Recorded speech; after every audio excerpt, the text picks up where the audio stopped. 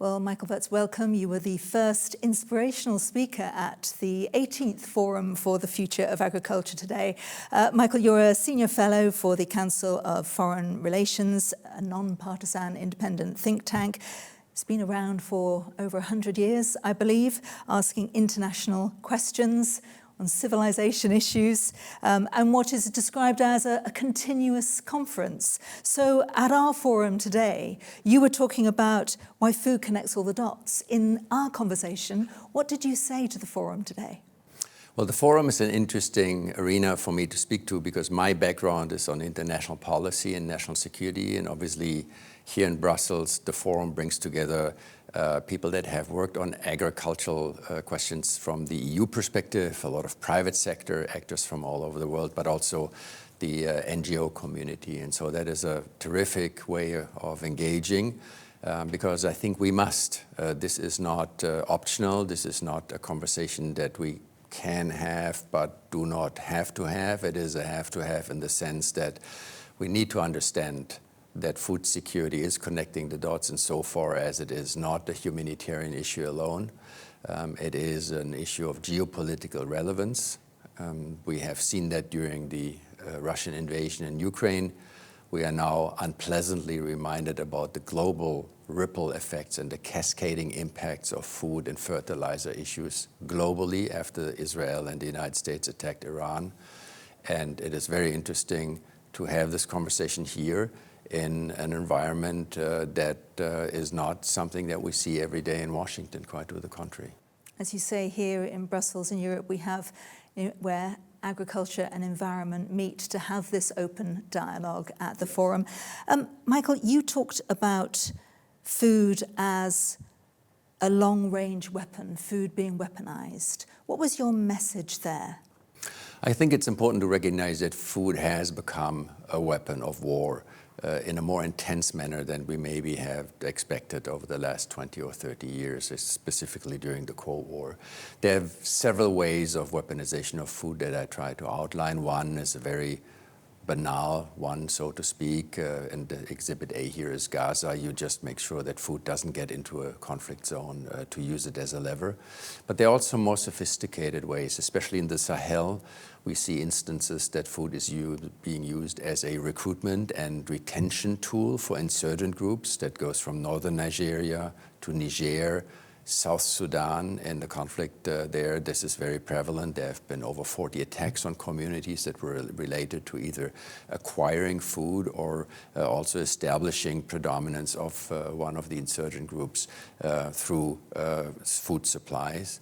And the last and maybe most concerning part is what I would call the use of food as a long-range weapon by Russia in the Ukraine war. From day one, Russia had food integrated into its war strategy with the mining of agricultural fields, the attacks on transportation infrastructure, on port facilities, the blocking of the port, but also attacks on seed companies and even on houses of owners of seed companies. And that has created a shortage in global wheat supplies that had devastating effects in East Africa and might have caused more people starving in East Africa than on the battlefield in Ukraine, hundreds or maybe thousands of kilometers away from the battlefield.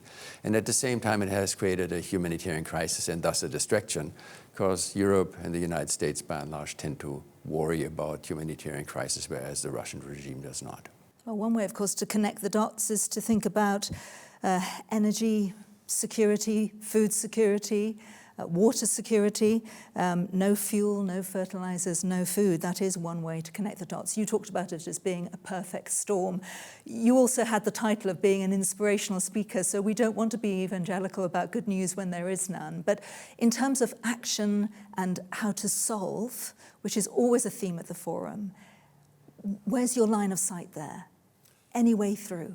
I think it is important that a forum like yours is actually taking up these geopolitical and conflict issues, be it inspirational or not. The world is what it is. But I think the immediate impact of the Iran war, the fact that 60 million people in the GCC region are exposed to food shortages, that up to 1/3 of the fertilizer or its precursor products go through the Strait of Hormuz, that we will have ripple effects during planting seasons, that El Nino global climate impacts will exacerbate these effects over the course of the year, is just a perfect example that a relatively small engagement, militarily speaking, has global impact. And the impact is not only the gas or oil issue, it is fertilizer, food, and water. And so I think the positive step forward is that finally communities that are non-government organizations, private sector, the agri-food community,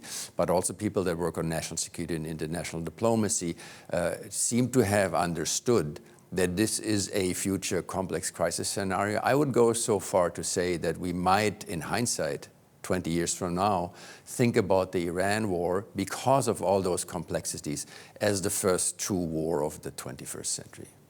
And your message also to the forum was, we mustn't close our eyes. This is not business as usual. Yes, absolutely. If you are a business leader or a leader of an NGO or of a government and you are not prepared to leave your comfort zone and just look at the bottom line in the case of the private sector leaders, at the moral imperatives or the ethical imperatives in the case of an NGO leader, or as your narrowly defined national interest as a country leader, then we will have no chance to address these issues. They are transnational, they're tectonic in terms of the change that they're producing, and everybody needs to get involved into a conversation that will break some glass, but that's necessary. And I hope you enjoyed being on stage. You had a conversation with one of our founders, Mark Titterington. So, final question, why was it important for you to be here today? It was a great opportunity for me because in Washington, I mostly speak to people that are part of the national security, the intelligence, and the international diplomatic community. It is important to get out of your own silo. And it is also important for us to understand the wealth of knowledge that private sector companies, the agri-food business, but also the NGO community has assembled over the last 20, 30, 40 years that needs to feed our analysis and help with a better understanding of the true complexity of the issues that we're facing. Michael Werz, thank you so much for talking to us today, and enjoy the rest of the forum. It's a pleasure to be here in Brussels.